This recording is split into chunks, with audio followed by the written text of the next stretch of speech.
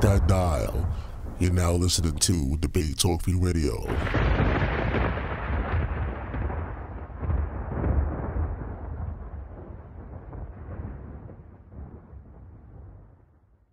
Brother B.A Abraham, and I'm your host of the Man Up segment on Debate Talk For You platform.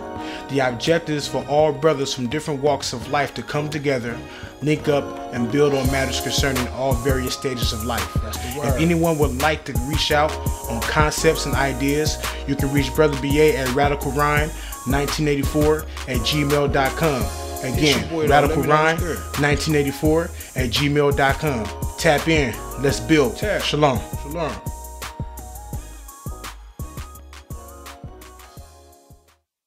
Greetings! Welcome back once again. This is B.A Moreh Yeftahk, affectionately known as the First Lady for Debate Talk For You. We appreciate all the listeners, male and female, who support the Relationship Challenge and our newest edition and sister show, Under the Palm, Hebrew Women Speak. So sisters, if you have something to share or desire to be featured on the Debate Talk For You platform, please send all requests to underthepalm2@gmail.com. Once again, ladies, that's underthepalm2@gmail.com. We appreciate you and hope to hear from you soon. Peace and greetings to you. This is B.A Moreh Yeftahk, affectionately known as the First Lady of Debate Talk For You. I have enjoyed coming to you week after week, season after season, growing together, speaking about the difficult topics, investing the energy, time, and effort with our brothers and sisters on the panel. Today, I would like to come to you with an opportunity for you to invest in something that I've been working on and that's near and dear to me. It's called the Yummy Cottage. You can learn more about it at www.gofundme.com/the Yummy Cottage. We're currently fundraising so that we can get it off the ground, and your help would be appreciated. Once again, www.gofundme.com/the Yummy Cottage. Check the link in the box and hope to hear from you soon. Hey, what's going on, everybody? How you guys doing? Welcome to another show. You're now listening to Season 8 of Debate Talk For You Radio. I'm your host, Sal Showtime, and we are back with another classic show for y'all. Again, we appreciate the family out there. This has been week 1 for the 2018 season of Debate Talk For You. The show started actually on Monday. We had a debate lined up on Tuesday. We had a great show on Wednesday, the segment called Man Up. And, of course, yesterday we had the Shut 'Em Down crew here presenting a Bible lesson on the show. And actually, we're going to post up that class later on the on the YouTube channel for those who missed it live. So, again, we appreciate the family for supporting the first week of Debate Talk For You Radio 2018. We appreciate the family out there. But tonight we're going to have an open mic session.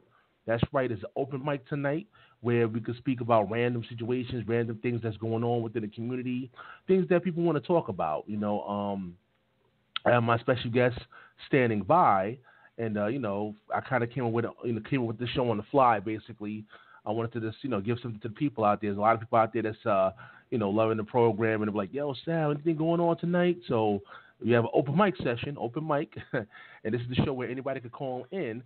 And the number, of course, is 319-527-6239. Family out there, if you have any topics that you want to present as well, feel free to call in. Press number 1, and, of course, we'll add you in the conversation. For the new listeners out there, everybody know there's no foul language. You got to keep it clean, y'all. Keep it professional when you call in Debate Talk For You Radio. But let's get this open mic show started. I'll go to my special guest. My first special guest is the host of the Man Up show that we have on Debate Talk For You Radio. This is my brother, B.A. Welcome to the program. Yo, what's the word, Sal? Much love to you, and all praise to the Most High Yah in the name of His holy anointed messenger known as Christ. Shalom. All right, man. What's going on, man? Let me ask you, man, what did you think about the show, man, that went down? You hosted it, you know what I mean? And you had a lot of special guests on there. What did you think about that particular show this Wednesday? Man, Sal, it was powerful, my brother. I'm humbled by it, man, because I'm thankful that the brothers were able to come out and expound and build. That's what it's all about. It's about growth. It's about realizing that we have issues in this community and they need to be addressed. We got way too many militant gangsters that come in the form of using the Bible as a weapon of destruction The Bible is a revolutionary book. It's about liberation for our people. So once we get to that point to where we realize what the book is really for, to liberate us beyond the shackles of mental slavery and everything that comes with it, we're going to continue to have these problems. But it's a good thing that we're able to come together and build and talk. And I thank Zadok and Mikael, Brother Rick, Anonymous Hebrew, and the Moreh for coming on, because most definitely it was something that just, even on my end, a lot of people over here where I'm at listened to it and really embraced it and really enjoyed it. And for the Hebrew Israelite movement, it's big for us because we know we got a whole bunch of enemies amongst Israel. They hate us. They can't stand us. They hate the fact that we call ourselves Israel because they don't want their children to be subservient, or I shouldn't say subservient. They don't want their children to learn about the Most High God through us. You know what I'm saying? Because we're so used to being put at the bottom of the barrel as a people. So they want us in one place. But now the knowledge of the Most High is coming back to our memory. It's a beautiful thing, and people are starting to embrace it. This movement is growing, and praise the Most High. All right, family. Once again, it's the open mic session. Open mic right here on Debate Talk Radio, where anybody can call in with some questions or bring a topics to the table. That number is 319-527-6239. Of course, respectfully, of course. You know, we have people listening with their kids and even the elderly. So, you know, we appreciate the family out there that's tuning in on social media all across the globe, checking out Debate Talk Radio. Shabbat Shalom to everybody out there. And, of course, my next special guest, he was actually on the Man Up segment as well. And he's here once again. This is Moreh Yeftahk. Welcome to the show. Brother Sal, Brother B.A., peace and blessings. Peace and blessings to all listening in the audience. As always, I want to give honor and praise to the Most High God, King of heaven and earth, even the God of Abraham, the God of Isaac, and the God of Jacob. Without him, we are nothing. As always, I feel honored and blessed to be a part of something that is positive. I like what you're doing, Brother Sal. I continue to do what you do the way you're doing it. I love the show that we had the other day. Shows like that need to continue to go on. And tonight should just be an extension of that, continuing to edify our people and enlighten them to who the Most High God is and the way that we should serve him. So I look forward to this show. And once again, to everybody, Shabbat Shalom, peace and blessings to all. Much love to you, Moreh. Much love to you. Yeah, go ahead. No, I was just saying much love to the brother. That's all. Go ahead, Sal. Nah, it's cool, man. It's cool. Yeah, man, we building as usual. Debate Talk Radio. I just want the family to know, listen, I see we have a lot of people on the phone lines. Yeah, you know, we have a lot of people listening on the phone via Skype. We appreciate the family out there. Just keep sharing it on social media. Let people know that Debate Talk is live. We just do the show together, you know, last minute actually. So I appreciate the people the turnout right now on the phone lines, checking out Debate Talk Radio. So let's get the show started. You know, I asked the brothers to, you know, bring some topics on the table. I'm going to throw a few things probably out there as well and speak about a few things. But, you know what? B.A., man, what you want to talk about, man? It's open mic, brother. Let's talk about it. Go ahead.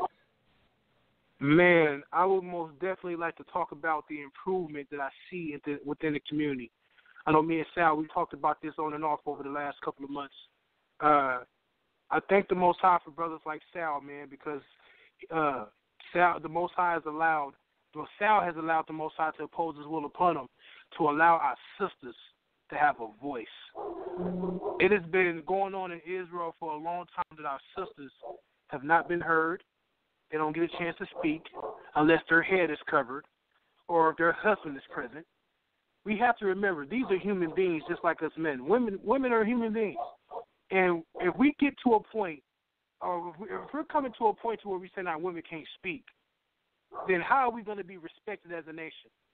I know Sister Mayana, she said it once before. Me and her, we were talking, and a few others. She said a lot of brothers thought that she was a Muslim at one time because she had her head covered a certain way. But then when she told them she was a Hebrew, all of a sudden there was a disdain for her. Oh, you one of them dudes? I mean, you in that group of individuals? They don't respect their women. So crazy that as a nation of people, we strive ourselves on keeping Torah. We strive ourselves on having the knowledge and the wisdom and understanding. And for some reason, we have a hate for our women. That's crazy. A nation would never be respected if you don't allow your women to speak or have some type of respect for them. Brothers always talking about nation building, But I don't want to be part of nothing if the women can't speak. I don't want to be part of nothing if the women are not allowed to be in the nation. How you going to have a nation full of dudes? Come on, man, think about it. But that's the homosexual spirit that's going on in Israel. But I would like to say this. As a whole, we have a long way to go. But I will acknowledge the improvements. Brother Sal has allowed the sisters like Imona and Sister Mayana to come on here and present their information through the relationship challenge and Under the Palm, and they have various other sisters as well on here speaking. And ever since that show has been going, ever since both of these shows have been on, I have seen a lot of results. I've seen sisters and brothers learn from the information. Even people who are not Hebrews, just regular Christians, I know for a fact, like my auntie, she's an evangelist preacher. She has gleaned from the Under the Palm show. She has gleaned from it. She has learned from it. And that's what it's all about. It's about reaching out to others and letting our light shine. If we're going to call ourselves Israel, we are supposed to let our light shine to the rest of the world and have them come on to this covenant or come on to this way of Israel, which is documented not only in the Torah and the prophets and also in the New Testament. So I stress to people is we have to, as Israel, we have to learn to conduct ourselves properly. How are we going to be respected if we don't know how to get along? Another thing I noticed, and the Moreh will probably agree with me on this one, when it comes to the brothers who subscribe to Christ, and when it comes to the brothers who are Torah and Tanakh bound, there was a time for a very long time. I know I can witness. I know for a fact myself. There was no kind of communication. None at all. It was as if we were just enemies. But over the last couple of years, I have seen significant improvements amongst us despite our differences. And the Moreh, I know he wants to land back off there, and I'm going to fall back and let him go in.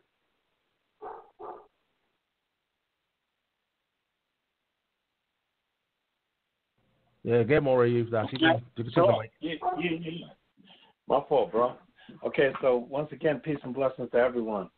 You know, I can definitely, most definitely relate to a time in the season where brothers were afraid to approach brothers, or there was just a feeling, the stigma out there of like, what type of Israelite are you? And it isn't actually all the way gone, because you have teachers that teach that on both sides, on those who are Torah only and those who profess to believe in the New Testament. And so there was that point where it was like, wait a second, who do you rock with? Wait a second, what school you learning from? Oh, nah, we don't mess with y'all. And that is part of the fear. That is part of the what do you call it? Those leaders who have fear of losing individuals, losing their flock, losing people who would stop and be like, hey, listen, this brother actually got a point. And they didn't want their congregation to dwindle. So when that happened, it was like, well, only you could talk. If you're supporting me, can you go up and speak X, Y, and Z? And as a matter of fact, if you're saying anything contrary to what's going on in here, you got to get out. And so what happened was everybody was building up, and the things that we were taught to fear, oh, listen, don't listen to that person, because when that person is talking against the New Testament, when that person is allowing his wife to do X, Y, and Z, when that person is dressing a certain way, that's something that's going to bring you down. It's going to take you away from God, and then you're just going to become a heathen. And that's that fear talk. We've seen that in Christianity. We've seen that in, what do you call that, the Jehovah's Witnesses, especially here in the New York City movement. You know, they'll sit there, they'll knock on your door, they'll start talking to you, they'll walk up to you on the street, hand you a book, say, won't you read this? The minute you start talking something contrary to what they're saying, oh, that's the devil talking. And so the thing that I say is, like, don't forget that from the beginning of time, people have been arguing about God. People have been arguing about who God is. People have been arguing about how to serve God.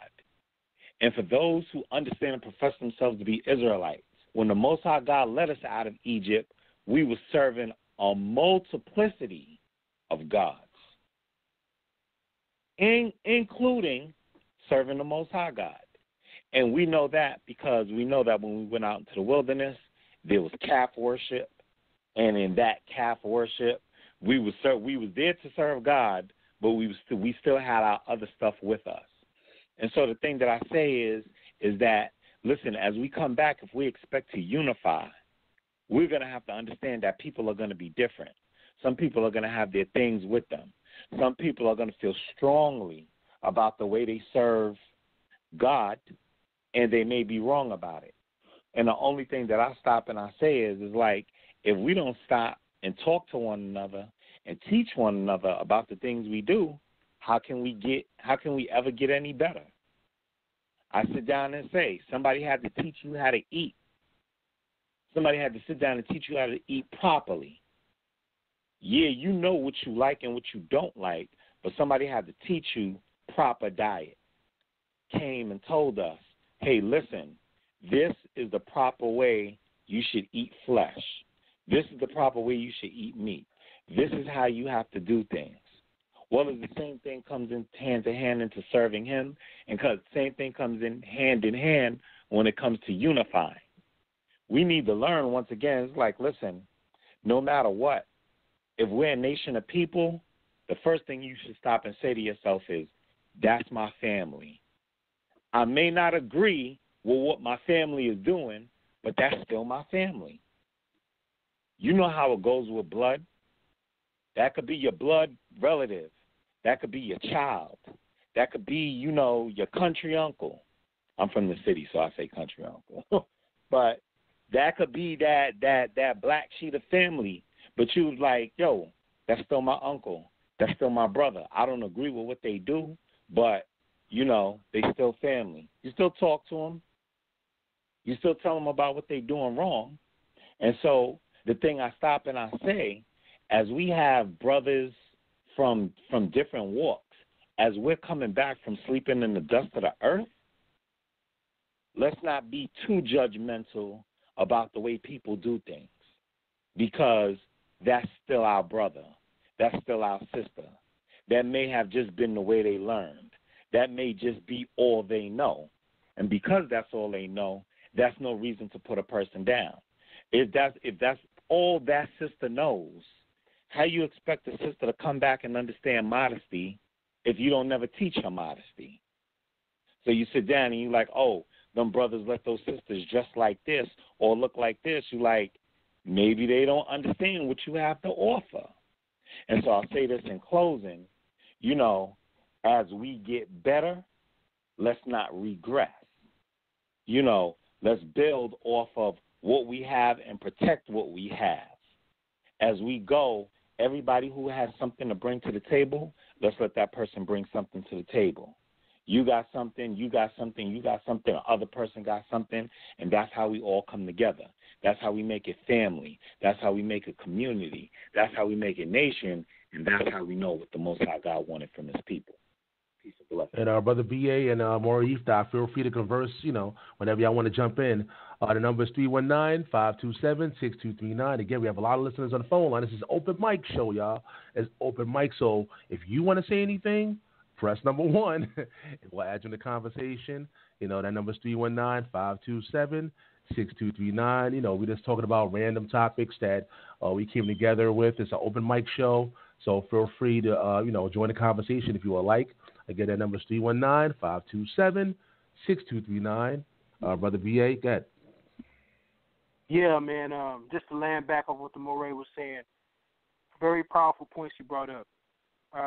Israel has been divided for a very long time, and there are people out there who realize there's division amongst us, but they won't give us no credit for the improvements that we have made. Like I said earlier, our sisters are speaking, brothers of different doctrinal differences are starting to converse and be brotherly towards each other. That was the reason why I wanted to link up with Chris Harris, because I got the chance to know Chris Harris outside the social media, and I've gotten a chance to talk to the brother. And even though we have our differences, I'm still willing to extend my hand out there and let my light shine, so the brother can recognize, so he'll recognize that, and we can be brotherly and expound and just conversate when it comes to the scriptures, even though we do, besides the fact we got our differences. But the thing is that I believe that Chris Harris is a sound brother when it comes to his teachings and what he stands on.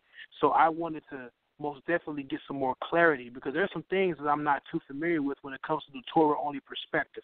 There's some things that I'm not sure, and I'm not the only one. So that's why I reached out, because if we're going to bridge the gaps in this community, if we want to be respectable, I don't care what other people on the outside think. I want to be respectful amongst ourselves in Israel. That's what I care about. I care about Israel, man. I care about everybody else, but my priority also is my people.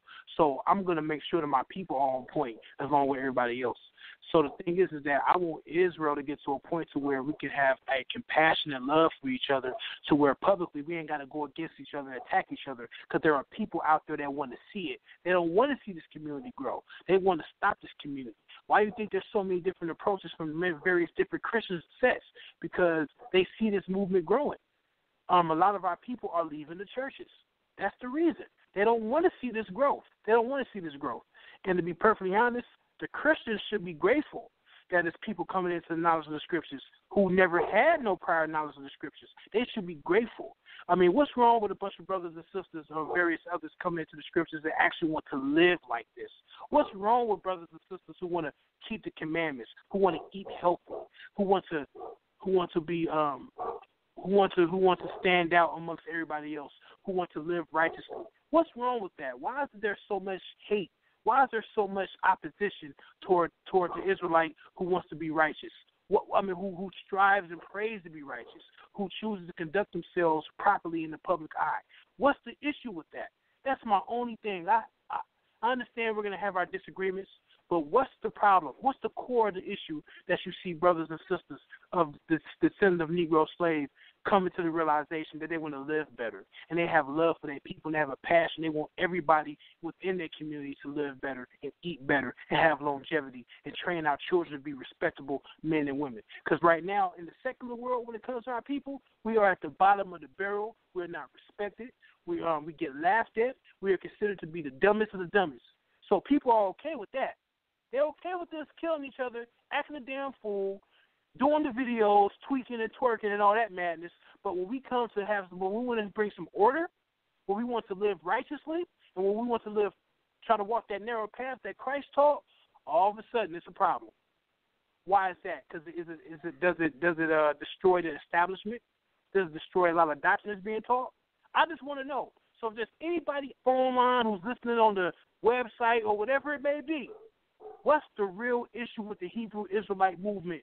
What's the issue? You have brothers in the movement that wild out, and you have brothers in the movement that don't wild out. But for some reason, what I'm getting, the attack is on both sides.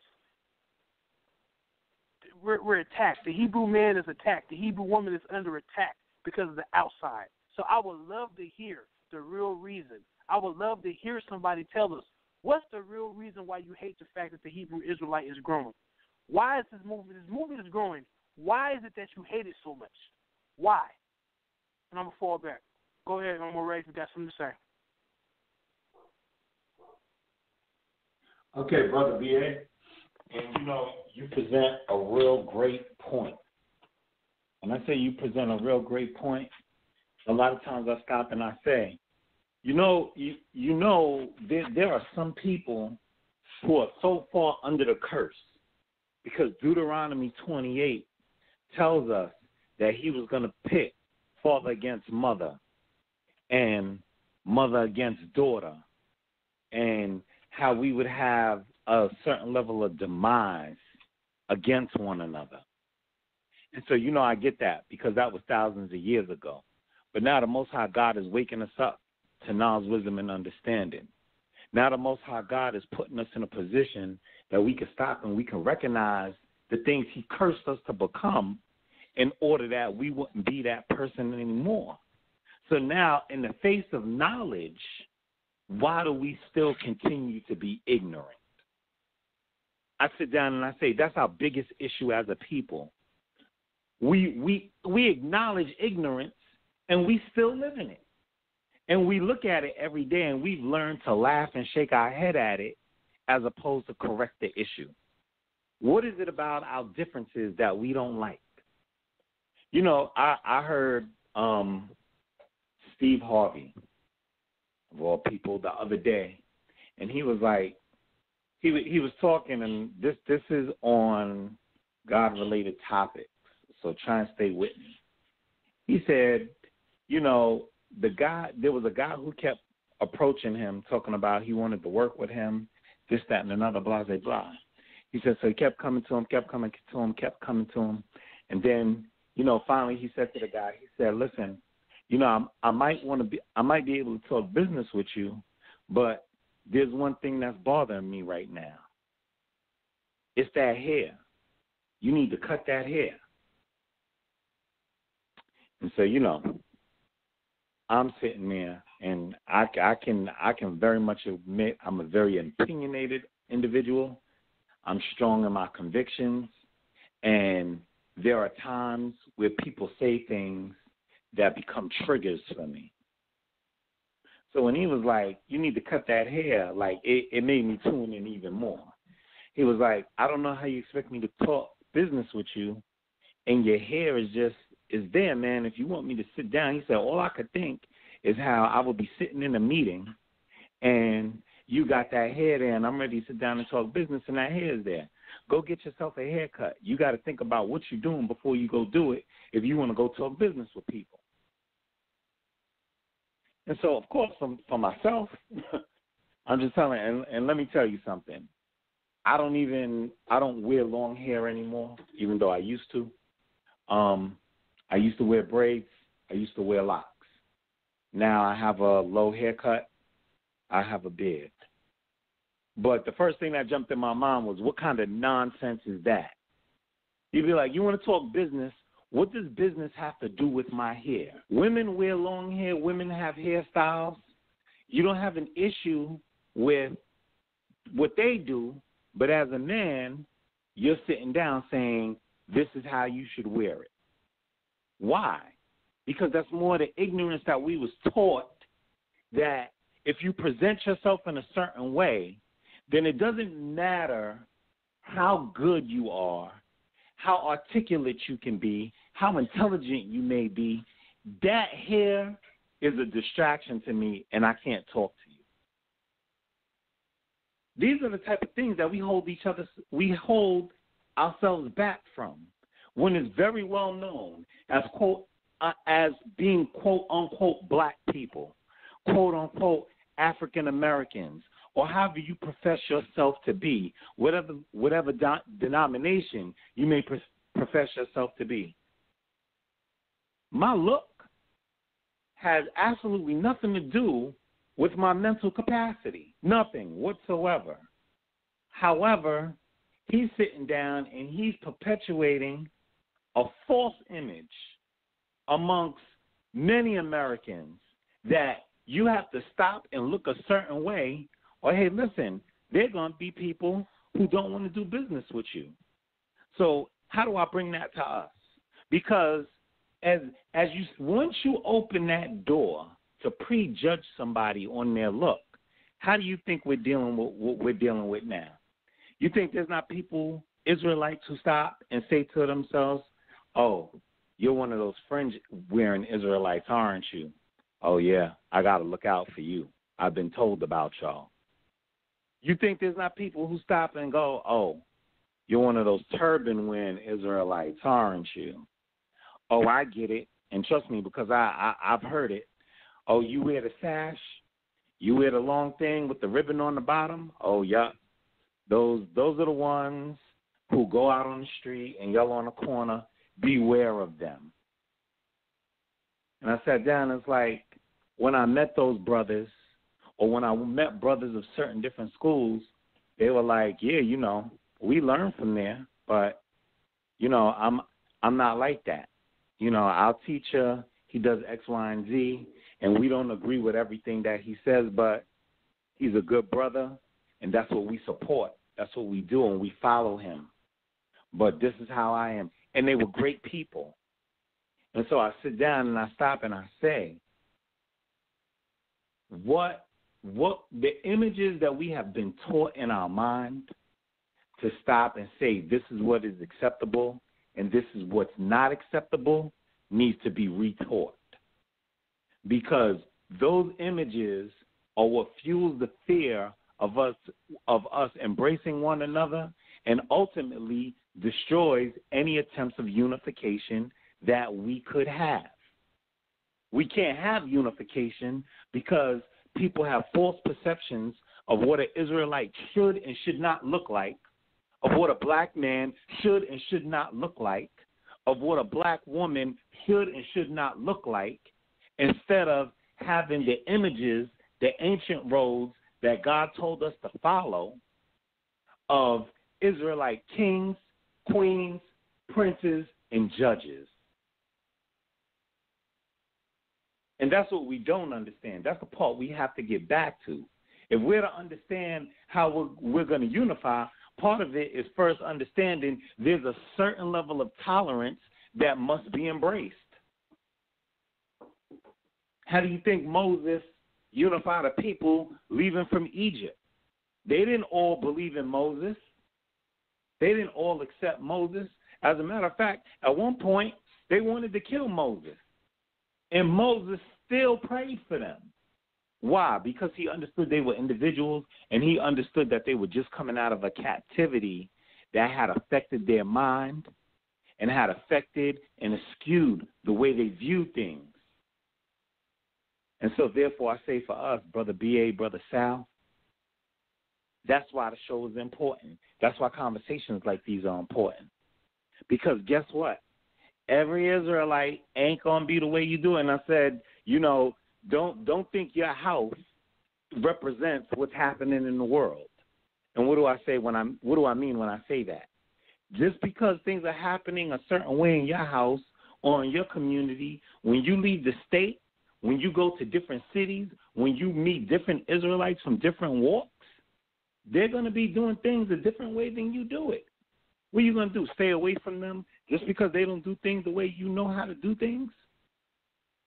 I sit down. I have Israelites that call me from different places. I'm going to say this and I'm going to get out right now. I meet people from different places and they go, oh, listen, I see y'all on the internet and I try to pick up the little things y'all do and go from there. But I'm out here by myself, brother. So I appreciate what y'all do out there. You going to sit there and push that away when a person is trying their best from what they know? So what I say is, and for what I want us to understand, unification is about tolerance, it's about teaching, and it's also about us understanding that there's certain things that are going to go on that may not necessarily be right to us, but that over the course of time, if we spend enough time around each other and show more love to one another, that people will begin to understand and we can begin to form a unified front. And to that, I say peace and blessings. Man, that's powerful, Moreh. And just to land back real quick, a thing in Israel that I would like to see improve, in which there is improvements, but I would like to see more of it, is listening to each other. I think in Israel, we have way too many people talking, running their mouths too much, and not actually sitting back and listening to others. See, people think that when they're a teacher. Yeah, that's a known fact. We know plenty of them on social media all over. And the thing is that you have individuals. When you are a teacher just doesn't sit and run a mouth all damn day. Excuse my language. Thing is that a teacher learns from his peers. A teacher learns from hearing other people out. I don't understand why is it that teachers nowadays feel like since they're teaching, they can quote and recite so many scriptures off memory that they can't be taught anymore. That's a major problem with me. Nobody is fully 100% mature. The Most High God, He's the only supreme teacher of knowledge. He's the one that's going to reveal it to you. He's the one that's going to reveal it to us all. Why are we sitting up here having to deal with the ego? That's the problem. like we said last night, social media is some good and some bad, but social media has created some monsters, and unfortunately, we have people that bring it into the religious walk. Unfortunately, we have people bring it into the Christian world and the Israelite world. It's unfortunate that it has to be that way at times, but the reason why it happens because we're divided. We're divided. If there was more unity amongst the brothers, more unity amongst the sisters, we can nip these things in the bud to where they're not getting out of control, where they're not getting out of hand. I see too much of a hip-hop element coming into the scriptures. I see people wanting to gang-bang religion all day and doctrine instead of just building and listening to each other and coming to an understanding of what a person believes. Maybe we just shut our mouths, fall back, and listen to somebody who's young in the scriptures instead of trying to dictate to them what they should know or what they shouldn't know or what they should believe or what they won't believe. Listen. Because that'll make you it'll make you much more effective when you're teaching or when you're speaking in the name of the Most High. Because I keep saying this, like in Ezekiel chapter 3, we are to warn the people. We are to warn the people of this God. And we're doing way too much. We're doing more damage than good. A lot of us are going to be judged on the way we conduct ourselves. Me personally, I used to think like that. I will admit, I have offended people in the name of Christ. I will admit that. I'm not perfect. I've learned some things on my way to learning some things. Now that I'm older, I see why there's people who don't want to get into the religion, who want to the faith, because a lot of us who want to act overly righteous, we go way too far, and we throw people off to where they don't want to get into it no more because we're busy festering and acting like a fool over your fringes or a hair covering, or how did you keep the Sabbath, or did you eat a pork sandwich? This is getting ridiculous. Even though I don't advocate eating pork, I don't do that. I don't eat it myself. It's been years, but I'm just saying we make the minor things an issue to where it offends people and they walk away. And like it says in the New Testament, woe on you when you turn people away. It's better off that you hang yourself than drown in the water. And I'm gonna fall back, Sal. All right. Once again, it's open mic. It's open mic night tonight, right here on Debate Talk Radio. The number is 319-527-6239. Again, I see the family sharing the show on social media. We appreciate you out there. And again, if you have any questions, any comments, or you want to bring up any subjects, that number is 319-527-6239. Moreh Yeftahk, I'm going to let you go ahead. But I know also, you got something that you want to present as well as a topic of discussion. So if you want to reply to Brother B.A., you can, and then go right into the subject that you want to bring on the table, put on the table to the family. Okay, thanks again, Brother Sal. And yeah, definitely, I agree with Brother B.A. And it just becomes those things of like, I know in my congregation, in my community, we've stopped and we've understood. We are not going to destroy our teachers' teaching. They are the foundation that allowed us to get to where we're at. There are certain things that we have to unlearn. We do ourselves a disservice by not acknowledging problems or acknowledging wrong when it occurs. There were certain things that we were taught wrong. And we don't have to stop and show our shame. We just stop and we acknowledge it, and when people ask us about it, we stop and we go, yes, we understand that we used to do that, but we no longer do that. Oh, but such and such said, blah, blah, blah, blah, blah. I understand what such and such said, and I understand what the different things that were going on, but we no longer do that. That's our official position. That's what change is about. That's what building is about. Acknowledging right and also acknowledging wrong. God told us to justify the right and condemn the wicked. And so when somebody's doing something wrong or something was taught wrong for so many years, a lot of times people don't understand. You're like, don't sit down and continue to perpetuate it. Stop it. Nip it in the bud. That's what allows people to change and respect you as an individual, because they stop and they say, no, that brother wants to do the right thing. I give an example of Moses. Moses, God commanded Abraham back in the book of Genesis chapter 17 to circumcise himself and circumcise his household. And then after that, he gave the commandment that from then on, he should all people should circumcise their child on the 8th day and be circumcised on the 8th day. So we fast forward to Moses, some probably 500, 600 years later, and he's an outcast from Egypt, and he goes into a man's house who serves another god, a Midianite. He goes into a Midianite priest's house, and he marries his daughter. So, first things first, that's for all you Israelites who's like, oh, how can you marry somebody of the world and you can't be with this person because this person, if she doesn't do this, then she's not right and God won't bless it and blah, blah, blah, blah, blah. I sit down and I say, I was like, stop judging people. Let them work through their relationship and let them learn how to serve God together, because Moses went into another man's house who was a priest and took one of his daughters. And if that man was a priest teaching other people, he taught his own family. And Moses went in and he took Zipporah, right? And when he took Zipporah, on his way back to Egypt to go and appear to Pharaoh and lead the people back out of Egypt, the angel of death came to meet them on the way. And Zipporah went and circumcised their son. And, as it goes, as you have it in the book, the history is in the book of Exodus, somewhere around the 3rd or the 4th chapter, I believe. I could stand to be corrected, but I believe it's around the 3rd or 4th chapter. She goes, am I a bloody bridegroom? And then after she circumcised the son, the angel of death left, right? So I stop and I say this. I want us to look at this.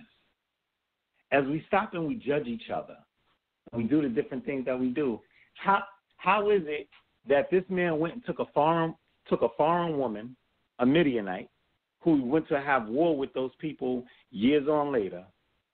He taught her about circumcision. He didn't do the circumcision.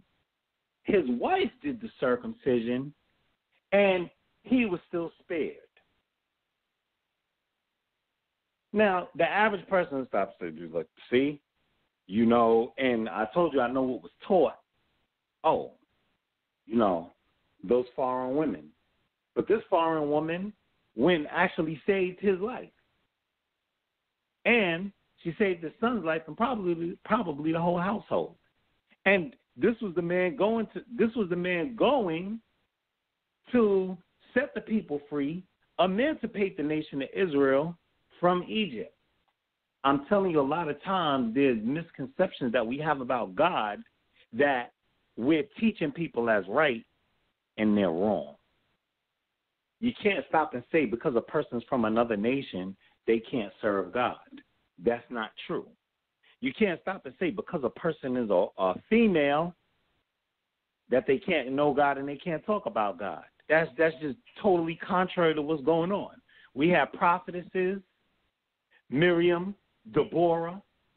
We had women of God that came and spoke in the name of the Most High God and led us to victory and taught people about who it was.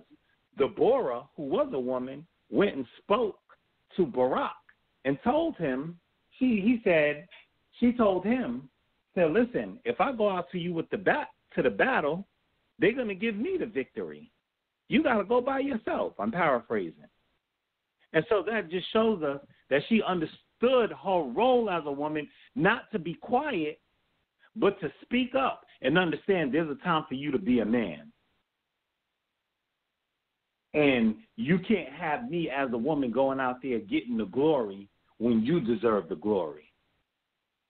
Go out there and give God the glory, and then you'll have the glory also. In the book of Psalms, it tells us, out of the mouth of babes and sucklings hast thou ordained strength. Even from our children, everybody got something to offer.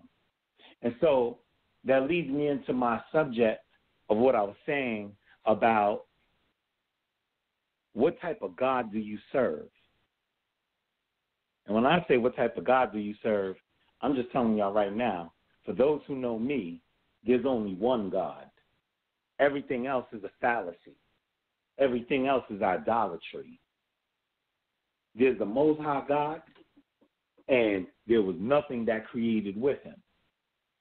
And so when I refer to gods, it's the same way I refer to devils. Those things you idolize, those things you put up in your mind, those things that you make great.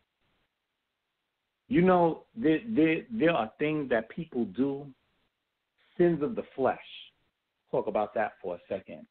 That people, you know, it's like because you want something, you will actually sacrifice and break the laws of the Most High God in order to attain it. Are you that type of individual? And I think we've heard that before. Is money your God? Is sex your God? Are your children your God? How do you serve God, and how do you allow things to stop and hinder you and halt you from getting the blessings of God? So I can say, you know, there's people who can't stop working enough. They're like, yo, I got to chase that dollar. You know, I like what you brothers are talking about in your Sabbath services, but I got to go to work. I got to make this money. You said, do you think that money's always going to be there? It ain't always going to be there. And I say that about how you let sex be your God. Always chasing a woman. Always chasing that box. What they call the Hebrew word Beit Rechem, which is translated as the house of mercy. That's a woman's, you know, when you chase that constantly, she goes, well, you can either go to service or you could come see me. But if you want it, I advise you come get it. She's telling you right there how much she thinks about your God and about what she thinks about what you do. And that she's saying that either you're going to have to choose what's more important to you. You going to service or you coming to get some of this. And you got men who do it. You got women who won't go and serve God because their man doesn't want them in that place listening to that stuff. When in truth, both of y'all should be there. And so the thing I'll say in closing is that we have to understand about what we idolize and fantasize about and understand how to get our priorities straight. You can't have something so far in your mind that you can't understand that the blessings of God is greater than all of that. I don't care what it is. I don't care who's offering it to you. There ain't enough money in the world that you should turn your back on God. There ain't a person in this world that you should turn your back on God. They may not be at the level of understanding that you're at, but that's no excuse for you to turn your back on God. Accept God for who he is and accept God for who he has revealed himself to be to you. God has not revealed himself to everybody. But once God reveals himself to you, you must get rid of the idols of your mind and serve God for who he is. Peace, my brother. And that's why he says, my ways are not your ways, and my thoughts are not your thoughts. That's in the prophets. He also said to King David, and maybe it could have been David or Solomon, I can't remember this moment. Moreh, correct me if I'm wrong. He said, no building can hold me, can contain me. And the thing is that we tend to forget. We always think of that in the literal sense. But let's go beyond. The Most High is not bound by doctrine. When the brothers go out on the street corners and they spill off their chauvinistic, niggerized view of what the Most High is, he's not bound by their doctrine. That's why a lot of people don't receive the message that the brothers teach. That's why, because it's too fleshly. It's way too fleshly. And the Most High is spirit. even though we have different views, I know me and Moreh would agree on that. The Most High is spirit. He is supreme. He is the unseen being. And the flesh profit nothing. It causes death. So the thing is that when I repeat this again, the Most High is not bound by any physical building, and he's not bound by any doctrine that's coming out of a Negro's mouth. It's just, it doesn't work that way. He's beyond that. The Most High has always stood out. He's always been supreme, and he will always win. That's why he had to check Israel every single time when they tried to get overly religious, or when he used to always tell them, I don't want your sacrifice, because he's beyond that. He wants us to exercise truth, love, and mercy. That's his image. It's not some image of a dude running his mouth to the street corner talking about he was a black man. Or they'll say, you know what I'm saying, or Christ is a black man. That's what's not going to save people. It's not going to do it. You have to show people the spirit. And how do you show the people the spirit? The spirit manifests through actions. When the Most High created Adam and Eve, how did they learn the Torah? See, some people sit back and even say, oh, they didn't have the Torah. Yes, they did. You know what Torah means? Torah means to be taught. It's not bound to the tablets and the 600 umpteen amount of laws that Moses got. Torah was always there in the beginning. You can see Adam and Eve. They were spiritual beings at one time before they fell, and they dealing with the supreme being. What did he do? The actions they saw. He taught them. He taught them how to take care of themselves. That's what they saw. They saw the actions of the Most High. Does he not say 2 or more witnesses I'm in the midst? Adam and Eve at one time were perfect. He was among them. He was in the midst of them at one time. But see, when you subscribe to doctrine and folly and beefing over the internet with a bunch of fools, you ain't going to never see it. Yo, Sal, we got any callers? Nah, we got people listening, but nobody pressed number 1 at this time. Again, family, you know the number by now, 319-527-6239. Put it on speed dial. You can call in right away. But we got people listening to the show. We appreciate the family out there tuning in. You know, I noticed that, too. A lot of times when they have positive dialogue and speaking amongst each other, you know, nobody wants to call, you know. But let us have some, some controversy, some strife. You know what I mean? Yeah. some crazy topics. Everybody want to call in. Everybody want to call in, then, you know, but when we talking some positive and building and stuff like that, you know, nobody really want to call in and say anything, you know. Hey, I don't know. That's how it is. But, you know, everybody's listening, though. Like I said, feel free, family. The number's 319-527-6239. Y'all can continue. Go ahead. Oh, okay, Brother Sal, let me jump in for a second. You know, and I'm in agreement with you, Brother B.A. You know, in the book of 1 Samuel, the 15th chapter, God, the prophet Samuel tells King Saul, after he messed up, said, obedience is better than sacrifice. You know, a lot of times we think we giving something to God, and God don't need nothing from us. I said, that's what we got to understand more so of a people than anything. We've learned to become selfish in serving God. Oh, you know, I'm doing this for God because this is what makes me feel good. And if it makes me feel good, it must make God feel good. Who told you that? You don't know what God needs. You don't know what God feels. The only way we know what God feels is based on what he told us he likes and what he dislikes. And what he loves more than any of those things is obedience. He said, obedience is better than your sacrifice. It's better than any amount of money you could give to God. Go ahead, brother. Now, I just want to say real quick, I'm going to land back. I'm going to let you take care of this, say the rest. It's funny how people try to tell you or try to speak for a being that existed before existence itself.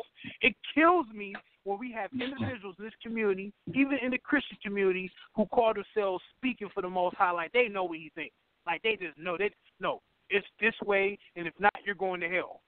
Like, come on, are you serious? Right.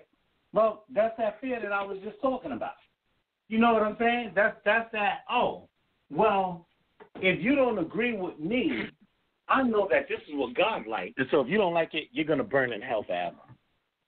Like, who told you that? What is that based on when God told us already obedience is better? And so I sit down and I say all the time is, not only do we have to be obedient, but we have to be mindful of our sins so when we know when to ask God for forgiveness. We got to know when to ask God for forgiveness. We got to know. You sit down and you be like, listen, I wasn't obedient, and I apologize, because we all fall short. It happens. And so a lot of times I stop and I say, what is your obedience to God? You can tell me about everything that I'm doing wrong. Let's talk about the street. One of the first lessons I did with Brother Sal on this show, when he first invited me on, I talked about preachers, false prophets, preachers, and pulpit mongrels. And I sat down, I'm like, you remember that, right, Brother Sal? And I sat down, I was like, yo, you got people out there that's just spreading false rumors and talking about, I'm a prophet of God. You sit down, you like, yo, where did you get this stuff from? What book was you reading that this was ordained through? And so a lot of times I stop and I say, it's like, if we had a little bit more humility, if people sat down a little bit more and listened a little bit more. That's just to say, and, I agree with you 100%, Brother B.A. In order to be a great teacher, you got to be a great listener. And let me tell you something. Even though I'm a teacher and I'm a teacher of my congregation, I got to sit down and listen to what the people are thinking in order that I understand what to teach them so that they can be better. You just imagine you can be more effective. Exactly. And so I sit down and I say all the time, you sit down, you like, everybody's wrong? What? How do you teach somebody to be better if you destroy their self-esteem all day long? That's why I sit down and I talk about our sisters and, the things going on. I see what's going on out in the streets. I ain't fooled. I see it. I'm not blind. I get it. But if you sit down and all you do is like, oh, you're dressed like a whore, how do you teach her to have confidence in herself when she has been taught that her body is idolized? You can't beat that. That image is instilled in her head from social media. She is taught that her body is idolized, and because she thinks her body is idolized, she believes that is how she will attract a man.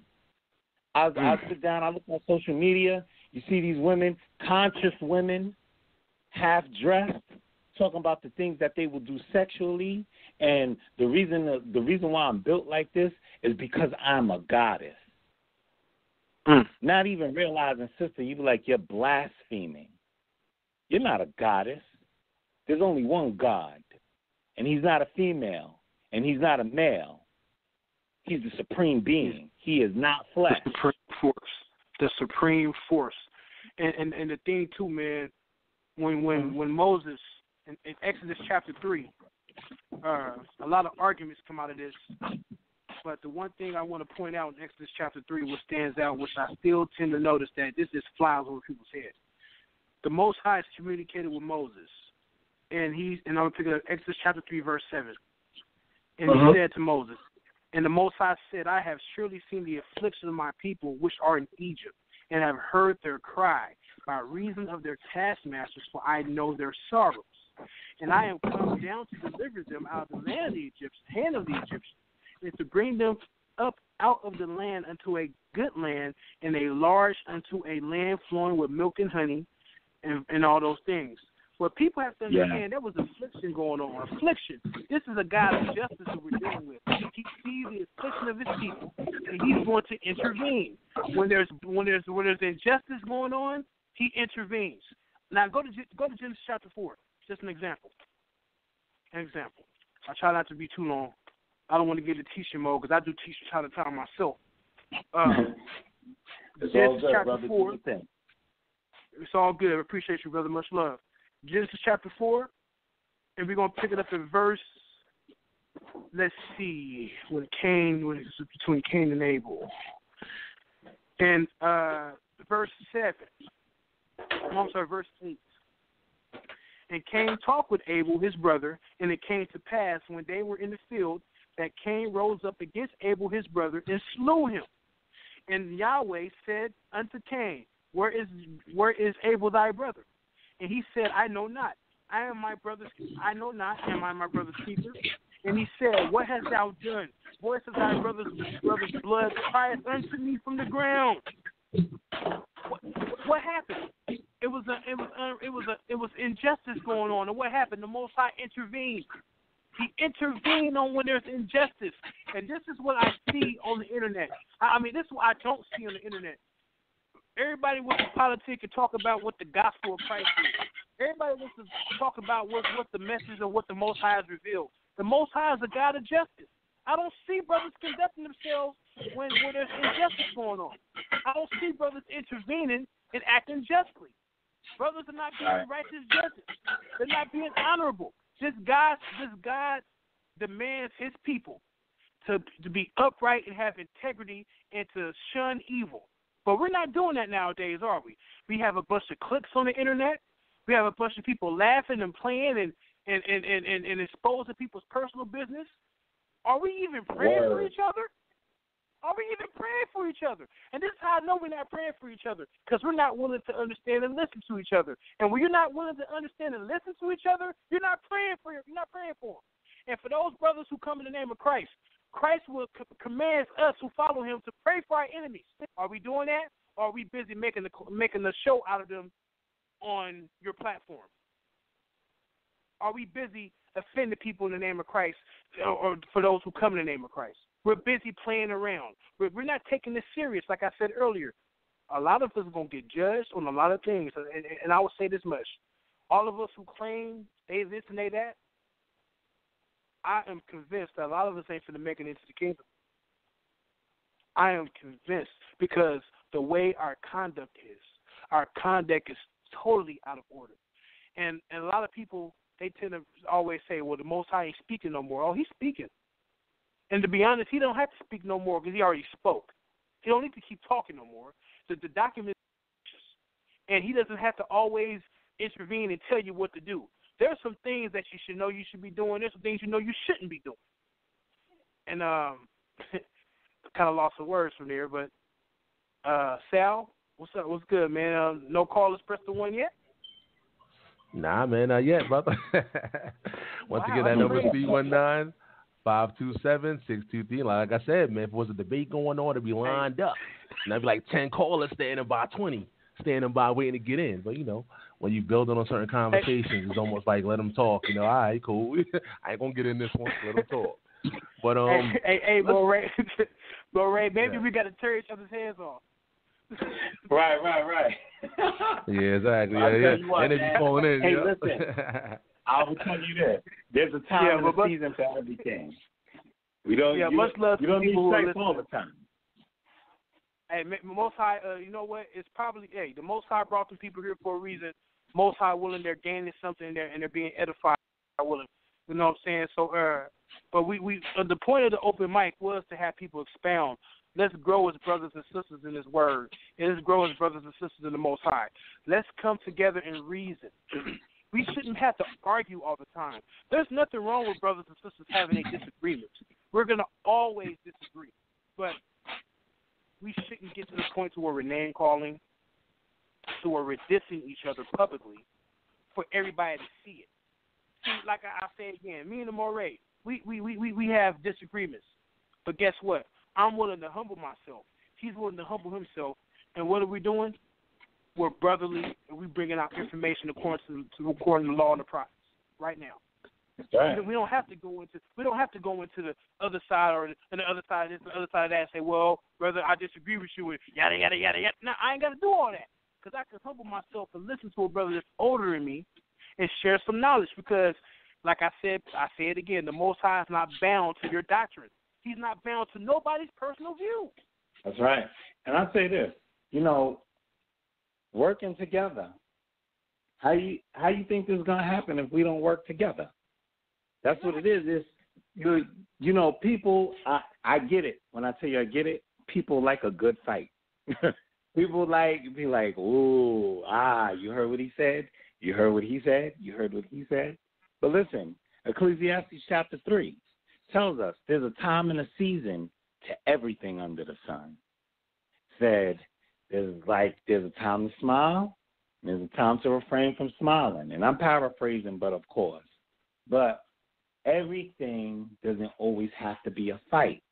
And we have current generations and future generations that need to see that, hey, listen, they're all brothers that work together. They're all brothers from different understandings that could come together, and both of them have something to offer. Let's continue to work together for that, because the whole idea of this for the listening audience to know is that this is going to help us build as a nation and get even greater things done. Because as the East Coast and the West Coast come together, I'm on the East Coast, Brother Sal is on the East Coast, Brother B.A. is on the West Coast. What's going to end up happening is I'm going to find myself out there one time, or he's going to find himself out here, and we're going to be showing the hospitality of Abraham to each other.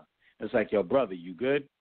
You got a place to stay? You got something to eat? All right, yo, listen, this is what's happening over here. This is how the city is run. Yo, over here, this is what's good, blah, blah, blah, blah, blah. Yo, we got a coat drive going on. We're feeding the homeless today. You know, oh, we going down here because there's some people who heard about who we are as Israelites, and they're asking us to come and give a presentation. Those are the type of things that need to happen. That's how we're going to build and grow. That's how we're going to get the word of God out. That's how we're going to become that people that the Most High God said that we will be a light unto the nations. You know, you can't be a light and you sitting in your house. It don't work out like that. So I said things like this, when people are there, what we might more so need to do as we continue to go on is invite the people, Brother Sal, to come with their questions, come with the things that they have in the Holy Scriptures, so that they could stop and we could begin to, you know, address some of those things or find out certain things that they have in those topics, and then it can help them build and grow. If they're sitting here, if they're tuning in, if they're listening, that's a great thing. Because if we were sitting here talking to ourselves, then that would be a problem. So I said for that altogether, yeah, man, let's keep this going. Most def, man. I'm with you, brother. Oh, go ahead. I'm my phone, Sal. Go ahead. Nah, that's cool. Yeah, most definitely, man. You know, again, that number is 319-527-6239. You know, this ain't the first open mic we've had. You know, other open mics too where we had a lot of participation. That's cool. But again, we appreciate the listeners out there. Like I said, you know, some people, you know, there might be some babes out there, you know, that's new to this information and they're learning, you know, taking down their notes in the process. Or, you know, they're just humbled by the conversation in itself. So, of course, we appreciate the family on social media. We appreciate everybody that's tuning in via phone, via Skype. But if you have any questions, any comments, or any topics, you know, that you want to bring on the table, this is open mic. It's open mic. Because, you know, any random topics you want to bring up, you can. The number is 319-527-6239. I want to bring something to the table real quick. And what I want to bring up, basically, well, shout out to, first of all, I want to say shout out to Amayan. I had a conference call a few months ago with Amayan. Amayan has been in the program before, debating in the Lions Den, stuff like that. And he actually called me up and he said, you know what, brother, I want to do a show about Israelite conduct, how we conduct ourselves as a people. And, you know, I've actually reached out to a few teachers, and some people don't want to talk about that stuff. Like, I don't want to talk about that. Let's talk about something else. You know, the cursing. The way that we, you know, conduct ourselves on social media. These are the things I want to bring out. I want to have you guys speak about that stuff. Because actually, like, some of our brothers and sisters out there feel like it's okay to use the language that, you know, Hebrew Israelites are portrayed to use, as far as the foul language, you know, some of the things that we do, like Zadok brought up in the Man Up segment, how some people are on the streets and having people bow down, kissing their feet, things of that nature. We need to talk about, you know, how we conduct ourselves, you know, as a people. Brother B.A., man, you know, what do you feel about that? When you hear brothers cursing and using such language, is that something that should be called out or left alone? And, you know, whatever else you want to bring up when it comes to that topic, you can bring it out. Go ahead. It needs to be called out. It needs to be brought to the forefront, and it needs to be destroyed. Anybody that comes in the name of the Most High using foul, filthy language not only is he a burden to himself, but he's a burden to those around him. What you're doing is you're putting your Western Greco-Roman societal view on this eternal force that has existed before existence itself. Again, I keep telling people, the Most High is not bound to your doctrine. I have to continuously bring that up because for some reason in this community, that tends to go out of one ear and out the other. But the conduct, and this is the thing, Christ said it himself. If you don't believe in my words, believe in my works. Believe it, watch my actions. Moses, don't believe in his, Moses some people say he had a problem with stuttering. Some people say that he just wasn't the type of guy to talk, or maybe he just felt like he wasn't fit to talk. But look at the actions. Look how he conducted himself. You know what meekness is? Meekness is when you allow the Most High to impose his will upon you. Moses was a man of justice and integrity. He stood for righteousness. He was a man of, like I said, justice. Look at the prophet Elijah. He was a man of integrity, a man of justice. Look at Christ, a man of integrity, a man of justice. These men allowed the Most High to impose their will upon them. And how we know that? By the way they conducted themselves daily amongst their people. Man, Elijah, a man of justice, on the run from King Ahaz, I believe, and Jezebel. Why? Because he was correcting the wickedness that was going on in Israel. Christ, Pharisees, the Sanhedrin, hated by the Roman Empire. Because why? Because he was teaching conduct, proper conduct, which is Torah-based, which comes from the Torah. Torah is not a religious, like I said, Torah is not religion. Torah is action. That's what Torah is. It's an action. Teaching is an action. That's what it's all about. Moses hated amongst the Egyptians, hated amongst his own people who were wicked in the wilderness. It was his actions. Did Moses fall out one time and mess up? Yes, he did. But guess what? That one time, that does stand out. But throughout the whole Torah, the record of Moses from Exodus all the way up to Deuteronomy, his actions were just. That's why, hold on for a second. I'm going to turn to Matthew chapter 17, I believe. Matthew chapter 17. Just to let y'all know, we do got a caller standing by too, but not continue though. I'm just letting y'all know we got a caller standing by. Go ahead, all right, continue. So let me get to Matthew chapter 17, and I'm pretty sure people may be familiar with this. All respect to those who are on here. I was going to make a point real quick. This is the Transfiguration, and it reads chapter 17. And we're going to pick it up. Okay, I'm picking up verse 1. And after 6 days, Yeshua, or Jesus, taketh Peter, James, and John, his brothers, and bringeth them up into the high mountain apart, and was transfigured before them. And his face did shine as the sun, and his raiment was white as light. And behold, there appeared unto them Moses and Elias, talking with him. Then answered Peter and said, well, the point I want to make is that those are the individuals who I had mentioned earlier, men who were meek, men who allowed the Most High to oppose their will upon them, men of integrity, men of justice, and they were a light to those who saw them, men who stood out in Most High willing. We get a chance to witness that in the resurrection. And I'm going to fall back and just go handle that caller. All right, before we go to the caller, let me go to Moreh Yeftahk while it's his thoughts is fresh in the mind. Go ahead, Moreh Yeftahk, you can speak. Okay, cool.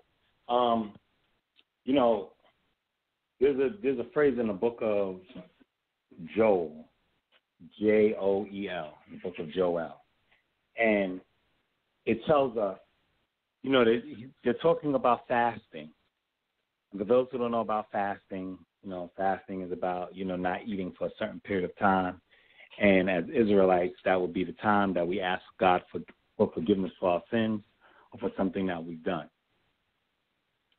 And part of the fasting culture is that you rend your garments. You tear a hole in your garment and you acknowledge to God that you've done wrong.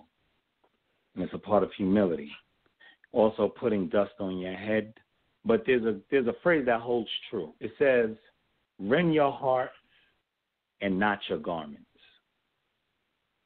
And when he says rend your hearts and not your garments, he's telling us to change our ways and not to just follow things according to what we have been taught to be right. You know, you fast because you were told to fast, not because you actually are remorseful for what you've done wrong. And so as we talk about the culture and what's depicted out, you know, in the streets and on social media and things of that nature, it's important for us to realize this. It's time for us to rend our hearts. There's a new type of way that we have to think and feel toward one another. And we got to, like, you know, it's bad to be a fool, but it's worse to not know that you're a fool. You know, when we're out there and we're conducting ourselves in certain ways, and that's not just for Israelites, that's when for anything that's done right, you know, there's a word that is called discretion. And as Israelites, we need to learn how to understand that. We have to understand that word and learn how to apply that word. You have to have discretion and tact in the way you talk to people, in the way you present the word of God, and what you present to be holy. I've said it before and I say it again. God commanded us to be a holy people. If he commands you to be a holy people, you can't just have anything coming out your mouth and say that I'm holy. You can't conduct yourself in just any such a way and say that I'm holy. And so while we may fall short, that's no excuse for us not making a valid attempt to do that which is right and make ourselves look right at all times and all seasons.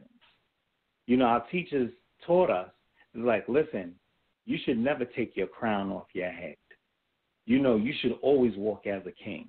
You should always walk as a queen. You should always walk in your dignity. How can you call yourself dignified and you got 5, 6, and 7-letter expletives coming out your mouth? That's not dignified.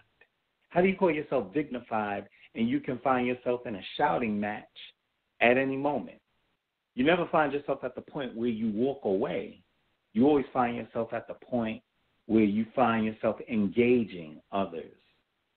Part of it is the pride that we have. Part of it is the curse that we live in, not understanding that there's a certain way to represent ourselves.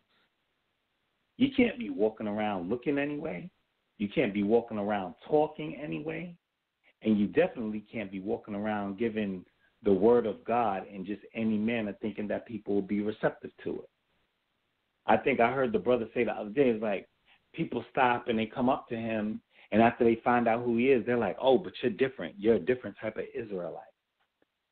And people are going to continue to think that as long as the majority of Israelites that speak on the street are those speaking in a way that is contrary to what God would desire us to do, and there's those of us who are actually speaking in a way that's acceptable, not being out there.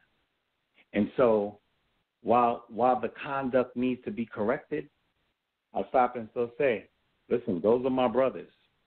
I don't agree with it, but I agree with the fact that they are desiring to go and teach people that which is right. And for those who don't have the courage to go out there in the face of adversity and being mocked and scorned, for those people, I say, sit back and play your position. So non-soldiers don't tell soldiers how to fight. It just don't work out like that. You don't sit down and tell me how to teach, and you don't even study about God. So I understand my brothers are out there and they're doing things the wrong way. We'll work on that and we'll fix that, and I don't agree with it. But at the same time, too, they're only doing what they have been learned to do, and those things will be fixed. But in the course of time, our image will get better. There will be things we will learn how to refine ourselves to the point where the word of God is acceptable. But we have to get to that point. And I want us to remember, we actually haven't been knowing God that long as opposed to the time that we haven't known God. We haven't known God for over 2,000 years. We're in the year 2018. And recently, in the 1900s, where we had people like Rabbi Matthews and Prophet Crowdy and people of that nature that were coming back and learning about the Most High God and actually brought it to the forefront in threat of their lives, of people saying, what are you doing or why are you doing it the way that you're doing it? That they stopped and people didn't agree with them, but guess what? They were willing and they had the heart and they had the strength to go out and teach people that which is right. So while I may not have agreed everything with Rabbi Matthews, and while I may not have agreed everything with Prophet Crowdy, I appreciate what they did for the time that they did it in. And so for my brothers and sisters that's out on the street teaching now, I appreciate what they do. And I don't want to discourage them from what they're doing, because what they're doing is a tough job. However, are there some things that they need to fix? Sure. I'll be the first one to admit it. There's some things that need to be fixed, but everything isn't wrong about what they do. So I said, what does it start with? Self. What does it start with? You pulling your brother's coattail. You know, the Old Testament tells us, it clearly says to us, rebuke your brother and suffer not sin upon yourself. So if we don't pull each other's coattails, if we don't do the ironing, sharpening iron, if we don't practice that aspect, then yeah, it's easy to shake your head at somebody. That's the easy part. The hard part is to make them better, and that's the part that we have to do. Peace and blessings. All right, let's go to the caller. Let's go to 913-202. You're live in the air. Shalom, shalom, my brothers. Hey, shalom. Much love. As much love to you as well, my brother. First and foremost, I want to say all praise is due to the Most High Yah. And I also want to say, man, Brother Sal, thank you for all your service to our people, man. You haven't discriminated in how you let other people present their message, whether they, what we call messianic in the contemporary form or, non-messianic. But I just want to thank you for your example that you've been setting, which has been the key tone to tonight. I just came kind of late. If I may ask, can I read something if you don't mind? Can you hear me? Yeah, go ahead, brother. It's all good. Cool. I'm going to read from the book of Psalms, 133. I just want to read this right quick. A song of degrees of David. Behold, how good and how pleasant it is for brethren to dwell together in unity. It is like the precious ointment upon the head that ran down upon the beard, even Aaron's beard, that went down to the skirts of his garments, as the dew of Hermon, and as the dew that descended upon the mountains of Zion. For there Yah commanded the blessing, even life forevermore. And the only reason why I say that, and then first let me introduce myself. I'm Brother Kalaya Ben Israel. I'm here in Kansas City, man. And the reason I say that, just listen to what you guys are saying. Like I said, I jumped in late. But we got to learn how to respect one another. If we say we're the house of Israel, we got to treat each other better. When we read through Bereshit and we see the problems that Abraham had with Lot, he didn't go to war with his own people. He said, man, whether you go to the right or left, let's not have no strife with each other. When you go back and you look at our forefather Jacob and our uncle, basically Esau, they fixed that issue. It wasn't Jacob trying to attack him with the sword. We know how upset Esau was, but when they saw each other, they greeted each other, they hugged each other, they loved each other, and we got to learn how to love each other. We say we love y'all, we say we as people, but then we'll kick our own brother when he dies. We won't even help our brother. It's bad enough we're going to get that from our own so-called family members who are going to ostracize some of us, but we shouldn't have to get that from people who say we are the people of God. We got to know how to love each other and how to treat one another, man. We got to follow the examples that's in the Torah. When our people had a problem with one another, they settled it. Now, we know that's written on record that always didn't go that way. And we know that it's in the book of Judges, you can find it. So we know that what's written on record. But what's commanded is that we got to stick together. We brethren. We got to dwell together in unity. The book of Psalms started off, it said a song. How we gonna sing a song if this person singing one verse, you singing something else, this guy singing something else, we got to sing the same song.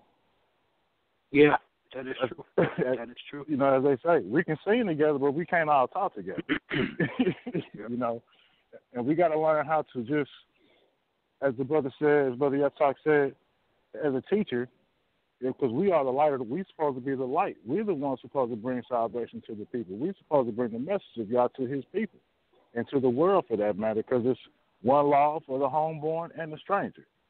So all this stuff about us teaching hate, because a lot of brothers is teaching hate. We ain't going to call no names, but, you know, we know who they are. But at the end of the day, you know, we got to know how to love one another, man. We got to know how to love one another. Even when, man, I mean, it's so crazy when you look at how Aaron, how he led the people, and he made the golden calf. Moshe didn't go cut his head off when he came down. He still loved his brother. He didn't go tell y'all to cut him off. He didn't go tell y'all that I don't want to deal with my own brother.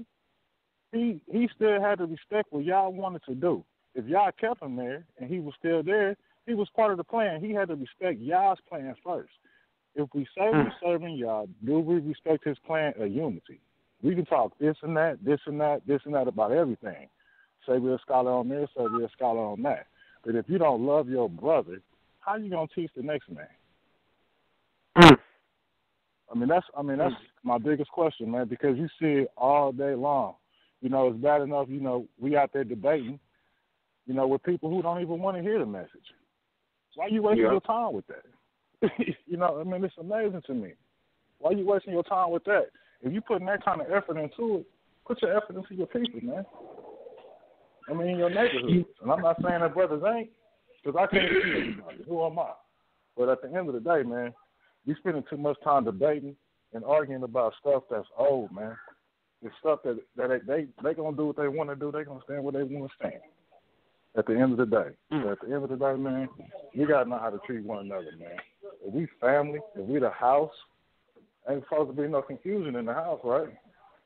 It should only be one voice. Especially if you're supposed to be united in the Most High, Elohim. And then one thing, brother, just comes to the hate doctrine. And then I forget where it is in Exodus where it says that you should not hate Edomite or Esau. I'm paraphrasing. But it says that you should not hate Edomite, for he is your brother. And we have various amounts of individuals who teach who Esau is, or they have their view on who Esau is. But even let's just say if Esau was a European, let's just say if he was. You're commanded in the Torah not to hate him. Think about it. If words could kill, there would not be a European left on the face of this planet the way the brothers go in on Esau. Exactly. I'm serious, man. Exactly. And Most High willing to know, me and Zadok, we kind of talked. My brother Zadok, we kind of talked about it. He wants to bring out information about Esau, and he wants to show and prove that the brothers are out of order, that they're out of pocket. I mean, that's the thing we say out here in California when things are crazy or out of order. We say out of pocket, but that's the thing, man. The brothers, but these are these same brothers that say that the white man's the devil, and they say that he's supposed to be destroyed and he's wicked and all this kind of madness. These are the same individuals that say they observe the Torah. Could I say something to have time to speak? Go ahead. If a lot of brothers who's teaching this nonsense, I'll say it just like it is. If they don't remember, Jacob and Esau came out the same mother. Oh, wow. Now, if Jacob is black, what would that make Esau? Exactly. I mean, that's just 1 and 1 make 2, you know. But you know, when we coming out with a lot, like the brother said, like Brother Yeftahk said earlier, a lot of us haven't been walking this long.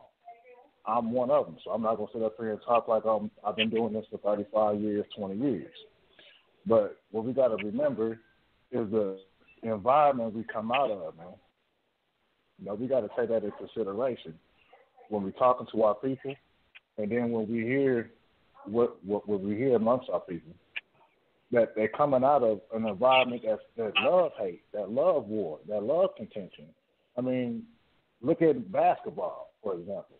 how you gonna have a rivalry in basketball? They gonna come to fist and cuffs over a jersey, or you know what I'm saying? But we're coming out of an environment, man, that spews hate. So some people haven't let go of that hate. They haven't got over that hate. They still using that hate. And the sad part, they're using that hate to say they serving our Father. And that's where a lot of brothers is going wrong. For you to go teach or go hate a white man or a black man or any man is against the Torah. Now, you can hate the ways if they're doing things that's against the Torah, but you don't have the right to hate no man, because it's only one law for the homeborn and the stranger.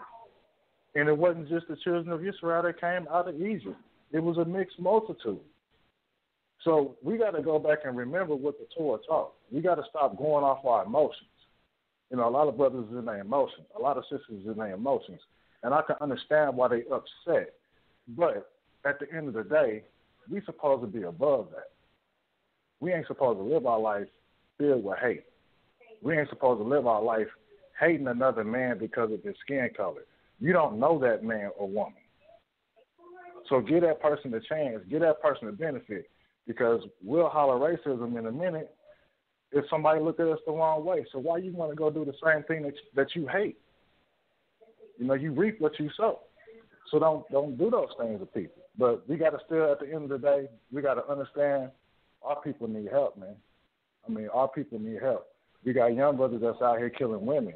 We got young people that's out here killing kids. It's crazy the things that's happening just right here in Kansas City, let alone the West Coast, let alone the East Coast or the Gulf Coast.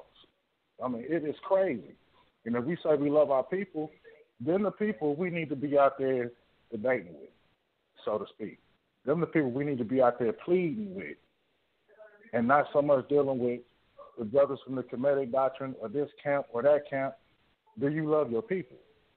Because if you love your people, you'll be telling your people to stop doing the things they do, whether it be your nephews, your cousins, your mother, your father. I mean, not everybody going to have a platform to reach 1 million people, but you can reach the people that's right there in your vicinity, man. Being an example to your household, being an example to your people every day, day in, day out, not just when you're on the radio or when you're on YouTube, but when the lights ain't shining on you, what you doing in the dark. And that's the thing that people got to remember, and that's probably why so much hate that's out there is because what's in the dark, like they were showing, like y'all showed Ezekiel.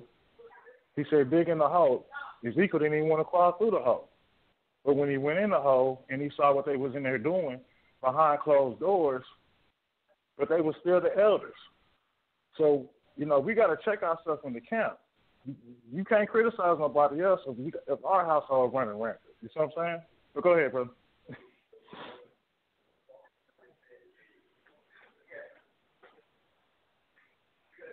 Yeah, and I definitely agree. You know, a lot of times you got people who are stopping and you trying to set a standard that you don't even enforce in your own household. It's one thing if you trying to enforce it and, you know, you just got some rebel kids. It's another thing when you trying to enforce high standards for somebody else, but then when it comes to your own or comes to your friends, then you have tolerance. That's wrong. And we've seen that happen too far and too often. Not only is that wrong, that's favoritism. And that has nothing to do. Most High God said he delights in a just weight and a just balance. And so when we stop and show favoritism toward the law of what brothers do, that's never good, because all people do is stop and look at us and they're like, hey, listen, those brothers are hypocrites. They sit down and they say you're supposed to be doing all of this, but then the next thing you know, this is what they doing. A lot of times that's what our sisters say about us.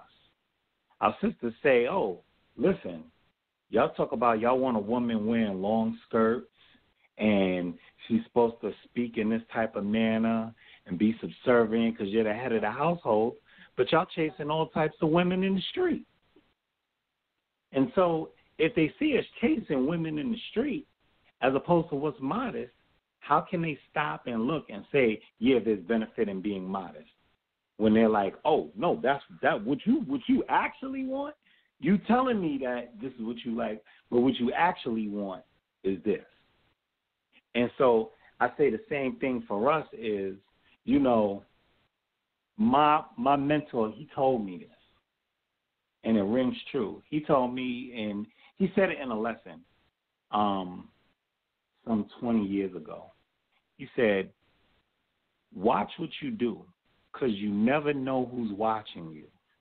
He said, you will have people come up to you and say, you know, I've been watching you for the last 3 months, and I like the way you move. And you'll never notice that they were even there and or watching you. And so, you know, you'll be sitting there and you think that people, that what you're doing is in the dark, or that ain't nobody really paying attention to you. But in actuality, you not only are you making yourself look bad, you're making the nation look bad. You're making the Most High God look bad, because people stop and they go, is that what God says Israelites should do? Is that okay to do that, have that type of behavior? And so I stop and say all the time is, hey, listen, you know, you got to move like everybody's watching at all times. You can't believe, you know, they have things in, not that I'm bringing outside influence into the nation, but when you have professional development, one of the first things they tell you in professional development is your appearance. When people see you, they automatically draw conclusions. You can dispel whatever false things they have about you once you open your mouth. But once you open your mouth, you dispel everything. Either you confirm it or you dispel it. So if they're like, yeah, this person is just a fool or blah, blah, blah, blah, blah, if you open your mouth, you can confirm it. And also, you can dispel it, and people stop and say, oh, no, there's a false, I had a false impression of this person. This person is different. Point being that when you stop and you look at what you're doing, be conscious of your image and be conscious of the way you present yourself, and then people will be more receptive to the word of God that we're bringing to them. Amen. And brother, if I could just say one more thing. And you go ahead, brother. So good. My bad, Brett. Go ahead. I'm listening to you. Sorry about that. No, I'm just going to say real quick. I was just going to say real quick, just expound what the brother was saying. Like, as soon as you run your mouth, people know what you're all about. Like you say, what Christ said himself, out of the mouth, a man shows the abundance of his heart. So we most definitely, all of us who come in the name of the Most High, we most definitely have to be careful. Conduct is a big thing in Israel. Conduct is something that we should be stressing to each other. And conduct is big with the Most High, because conduct is our actions. And I keep repeating, the Spirit manifests through actions. People will hear you all day, but they're going to see how you act. That's what people are watching. Children can sit back and you can repeat yourself to a child all day long, but you know how a child going to pick up on something? They're going to see how you conduct yourself. They're going to see how you act. Children are a reflection of those who are raising them. And I'm going to fall back, brother. Go right ahead. No, I was just thinking, and thank you, brother. I appreciate that. And I was thinking about something that Brother Yeftahk said earlier about the modesty of Abraham and the way he treated his people, the way he treated his servants. I was listening to Chief Ben Attallah and what he was saying about Abraham, man, and just the way he treated his people. People was flocking to Abraham. They loved Abraham, the way he treated his people. Even with Solomon, people was impressed with his conduct, his character. But what was his wisdom? The Torah. The Torah is supposed to be our wisdom. It's supposed to be our light. That's what's supposed to be seen when people see us. They just should be seeing me. They should be seeing the Torah first and foremost. And as the brother said, you never know who's watching you. They could have been watching you for months. And, hey, it might be that one time where they really want to see what you're going to do is when we got to let our light shine. So to cut the story short, man, if you love the Torah, then you're gonna love your brother. And if we got internal beef, let's keep it in the house and stop putting your dirty laundry out there. You know, my mama rose me and told me, hey, we're going to this house, stay in this house. So, you know, we got to stop putting our business out there, because when we go out in front of the other people to tell the people about who we are and what we stand for, they not going to believe us because we not united on our own front. Ain't that the problem that we got with the Christian churches? Ain't that the problem that we got with our community leaders? We say they don't truly represent us. We got to know how to deal with things internally, and you know, let our elders put this thing together, man. You know, when the camp got together, it had to be representatives of the camps. The elders had to represent the camp and come together and put their heads together to represent the people. We got to have our elders step forward and do that for our people, man, because it's too much of this. It's way too much of this. But I'm done, my brothers. I want to say shalom to y'all, brothers. Thank y'all for all y'all hard work, man, no matter, you know, where we stand. But let's keep igniting the Torah and the prophets and bearing witness to that, brother. Shalom. All right, shalom, Mark. Much love to you. And just to land back on what the brother was. Well, just to land back, we can go to Deuteronomy chapter 30. And Moses said, I'm picking up at verse 19, I'll call heaven and earth to record this day against you. And I have set before you life and death, blessing and cursing. Therefore choose life, that both thou and thy seed may live. And we know that Moses was teaching the Torah right here. Torah is life. Torah is life because it's the spirit. It's about your actions. It's about your conduct.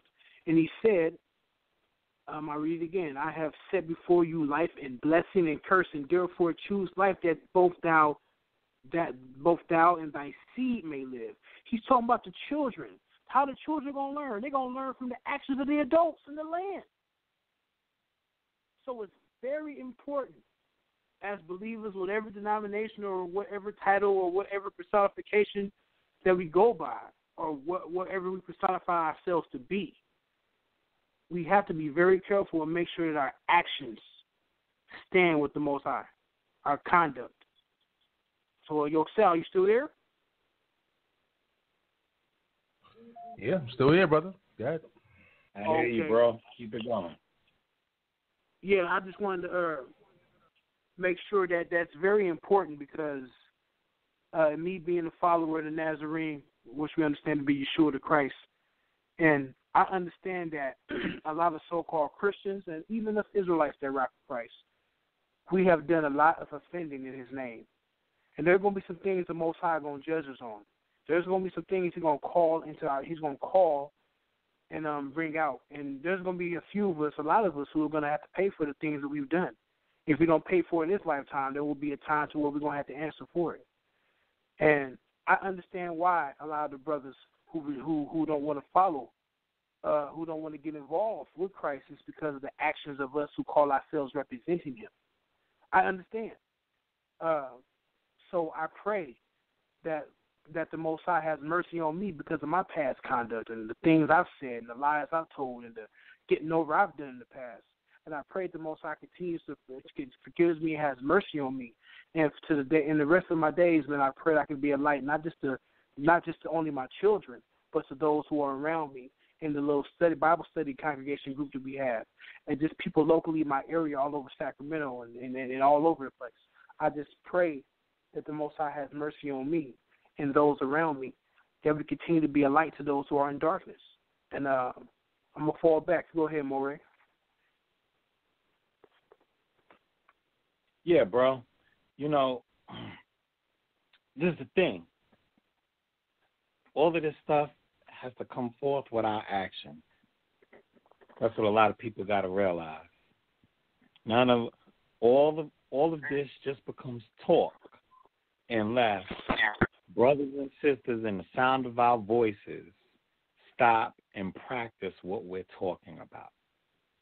Because, you know, I sit down and I tell people, I said, we can sit down. It's easy to complain about what we don't like. But how much harder is it to practice and ensure that the things that we don't like, we make sure we don't see in our communities. A lot of times we don't do that. A lot of times we stop and we just like, yup, and then, we wait for the next conversation. Like, we like good conversation. I say that all the time. It's like, yeah, we like that. We're an idealistic people. We like dreaming about the world to come where, the wolf and the sheep will feed together. We like dreaming about that. There's a time of peace in the world, and we won't have to worry about people doing wickedly to one another. But the only way that's going to manifest itself is if we practice it. That's the way that works, not us sitting down talking about it. Not us sitting down and only talking about it. Let me clarify. So I sit down and I said, look at the news currently with the Olympic team and this pervert, the team doctor, I believe his name was Larry Nassar, something like that. And this guy was abusing the girls on the Olympic team who were underage girls for years. These are women who had to expose themselves for years to him, thinking they're getting a regular checkup, and he's using that as his opportunity for his sexual exploits. It's crazy. And we can't protect ourselves from people like that because, why? We're sending them out there to people like that. Now, there's a couple of things. That doesn't mean that every person from a different nationality is a perv and that they're going to take. He is clearly a top-tier perv, if you will. He is clearly a top-tier pervert for the amount of people. I think they said there was 152 girls that he abused. But the idea that this type of thing could go on, and what is my point? Because not only did they put him in jail, they pressured the Olympic Committee and those who had oversight. And this is the point. Those who had oversight that should have known this is what was going on with this team, they pressured that whole committee to resign. Y'all got to step down. Y'all can't continue to operate in the fashion that you were operating in, and this man was running amok, and nobody knew until one girl decided to come out and say, hey, this is what's going on. And then all these girls came out and was like, what's going on?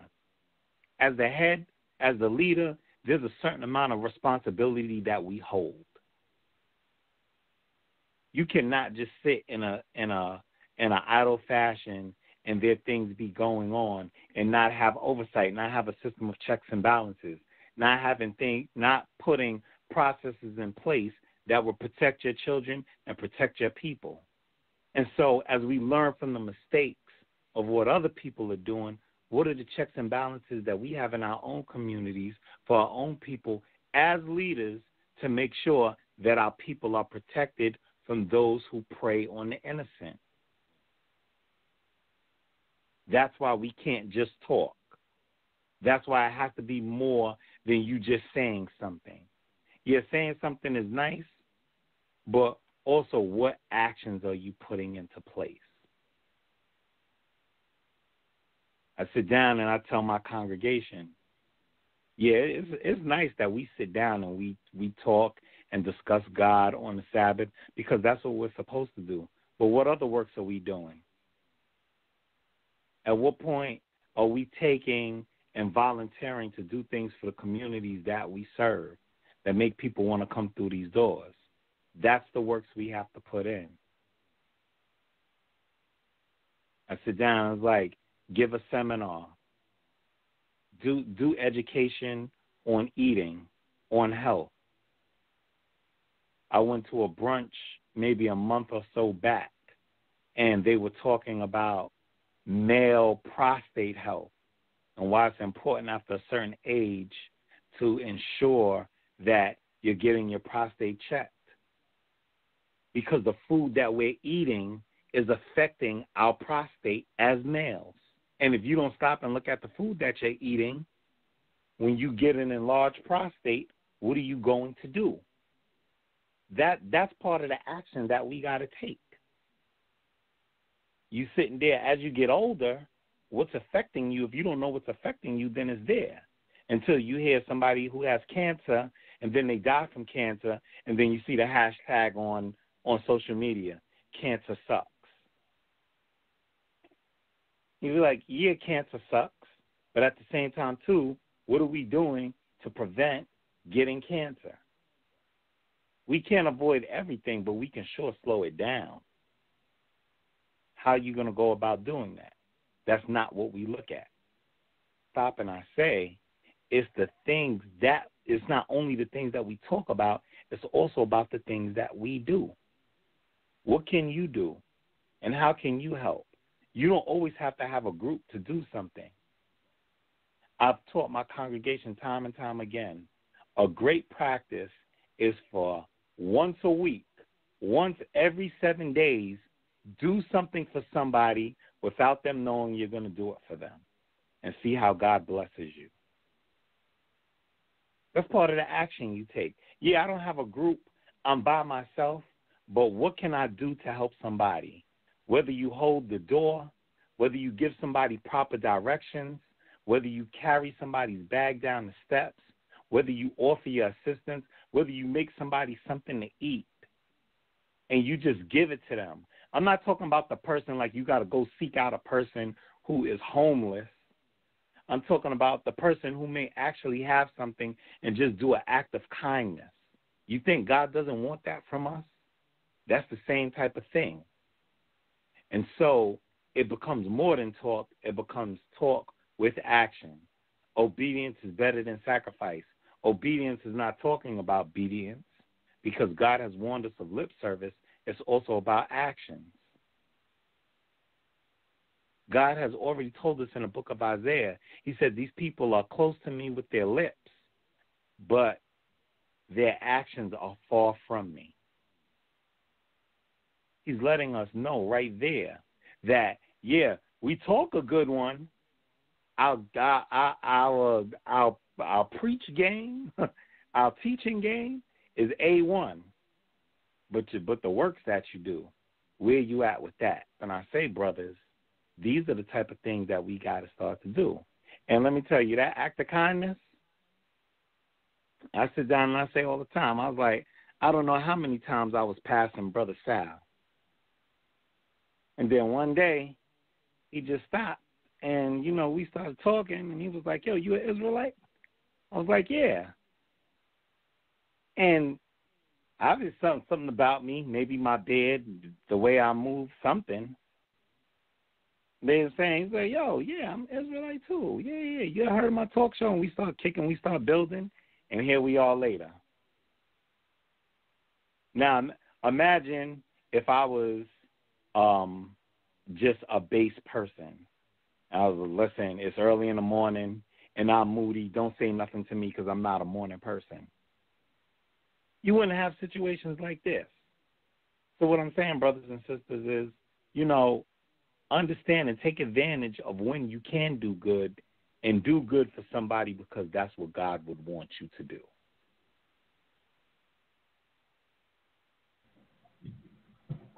All right, family. Once again, it's Debate Talk Free Radio. We have 1 minute on the air, but we're going into the overtime part of the show.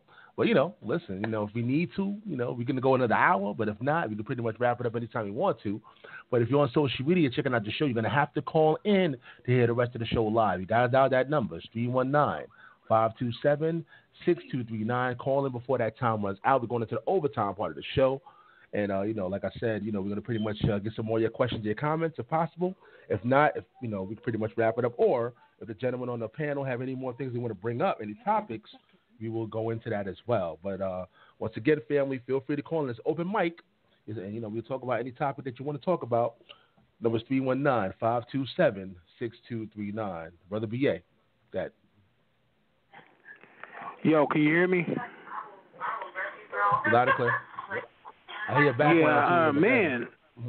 I'm kind of shocked in a sense to where we don't have.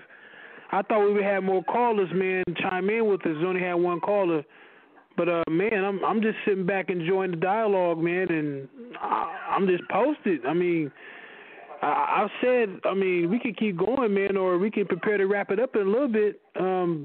Or hopefully people will press one and give us some feedback from a community perspective.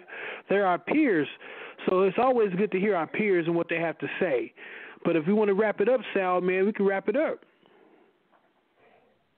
Yeah, pretty much we can wrap it up. Well, let me ask Moreh Yeftahk. Anything else you want to bring to the table before we go there? Good.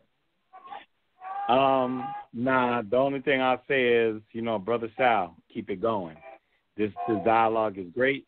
This dialogue is needed, and we got to keep doing this. I'm pretty much good. I'm sure y'all know.